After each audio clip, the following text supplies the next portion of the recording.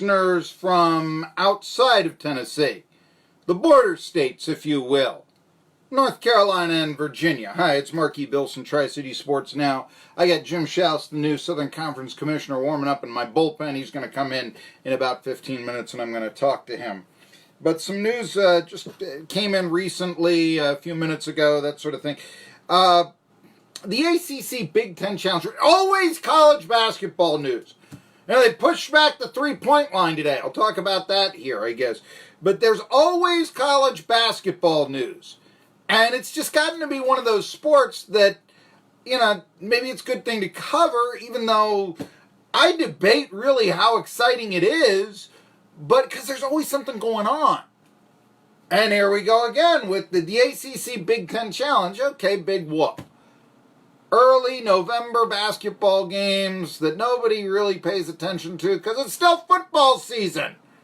Well, they play this when the World Series. Doesn't the World Series go to New Year's Day now? Well, it goes into November. It's around Halloween, which I think is too long, you know. But nevertheless, it starts early at a time where you're really not thinking hoops.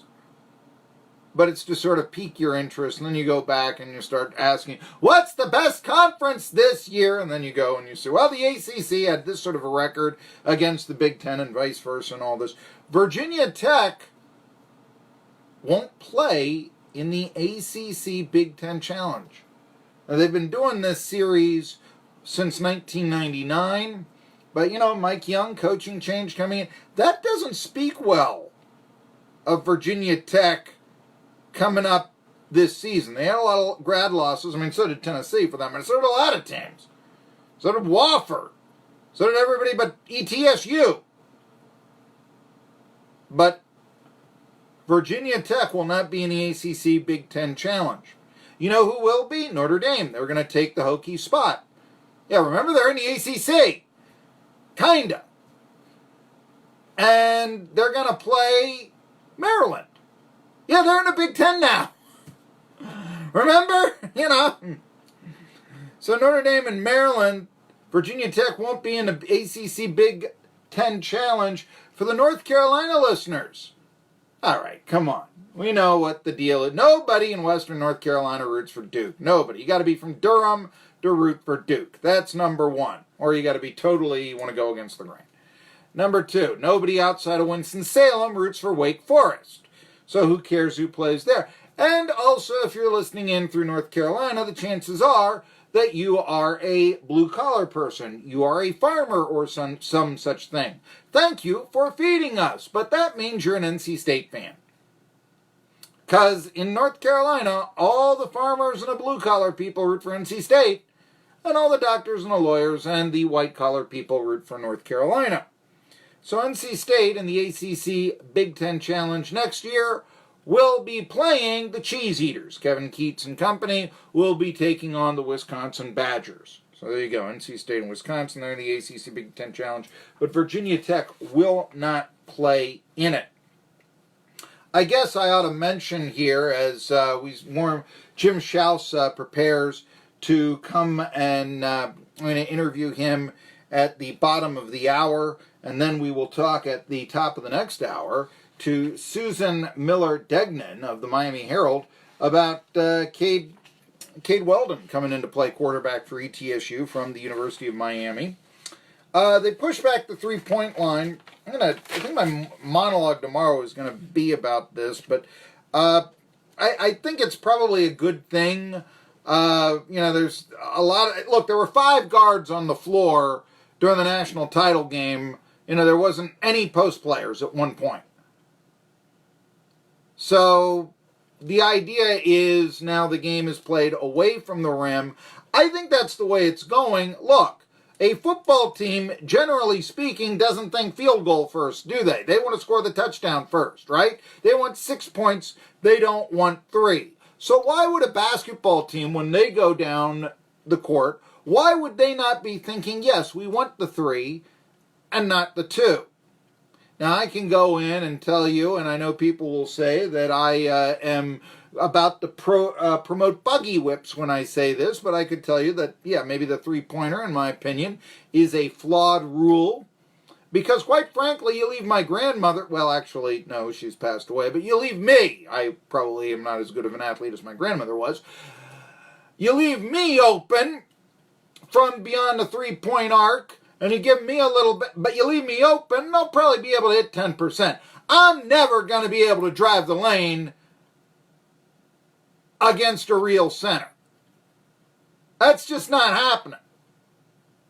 So I've always wondered, why is it that the open shot that really anybody can make, perhaps not to a high percentage, but then again, even the best basketball players from three, they shoot, what, about 35, 39% or so, 40 if they're lucky. But 40% from outside the arc is worth 60% in. You've heard that. That's what the mathematics say. But why wouldn't you look for three when you come up? You know what baseball is doing these days. Hitters, they come up, they start thinking home run every at-bat.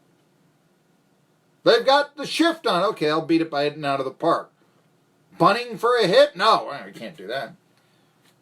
No, it's only one base there. I want to have four, not just one. Who cares about batting average? It's 2019. But that's sort of the mentality now in basketball. And as long as you have a three-point line, that's going to be the mentality. But the more difficult it is, basketball feels, then maybe we'll have more emphasis on centers. For whatever. Okay. But next season, they tried this in the NIT.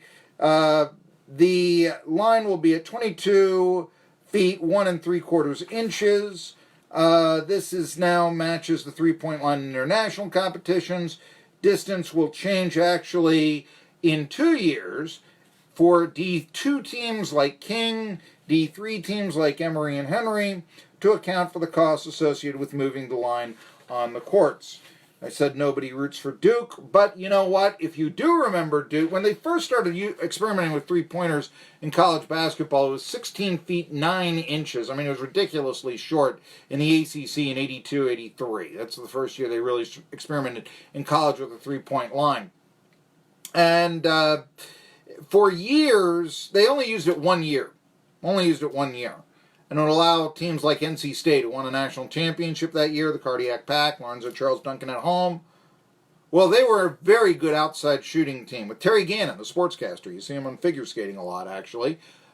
But, Gannon was an outstanding outside shooter.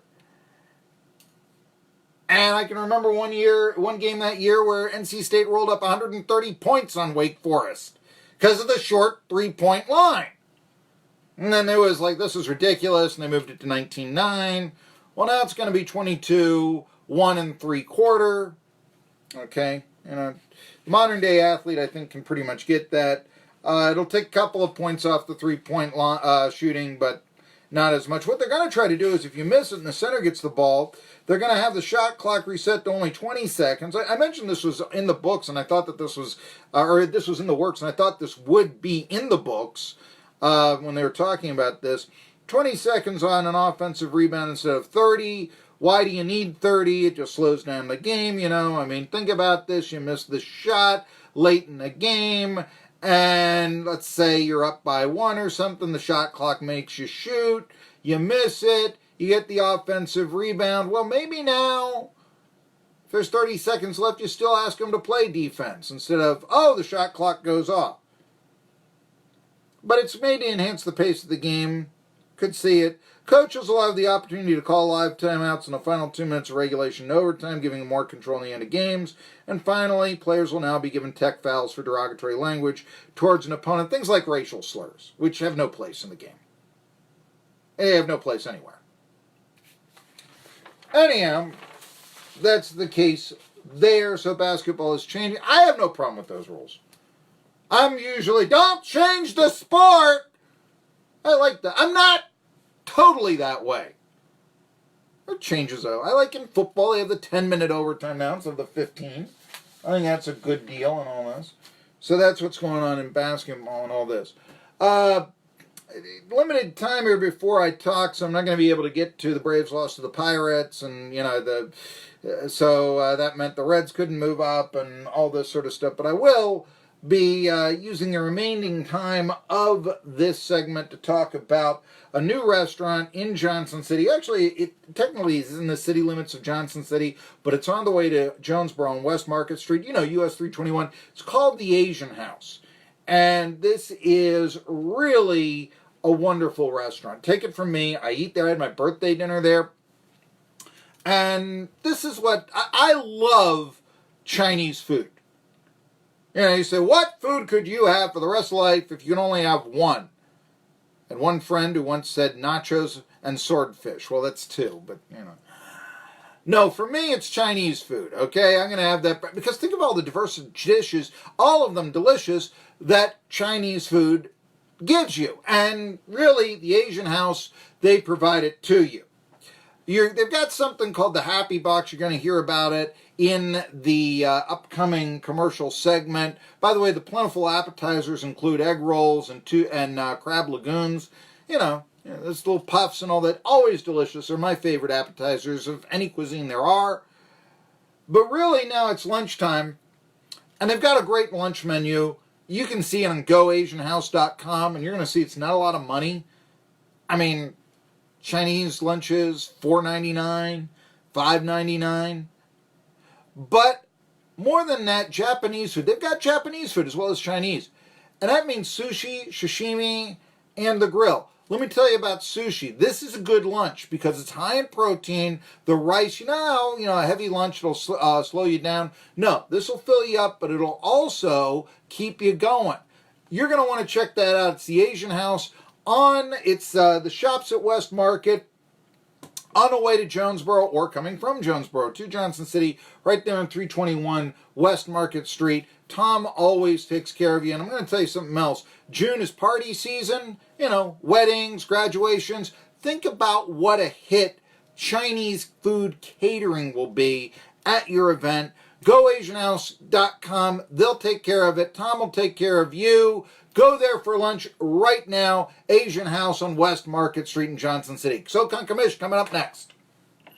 Home of the Happy Box meal, featuring plentiful appetizers and rice around your choice of 20 mouth-watering Chinese dishes.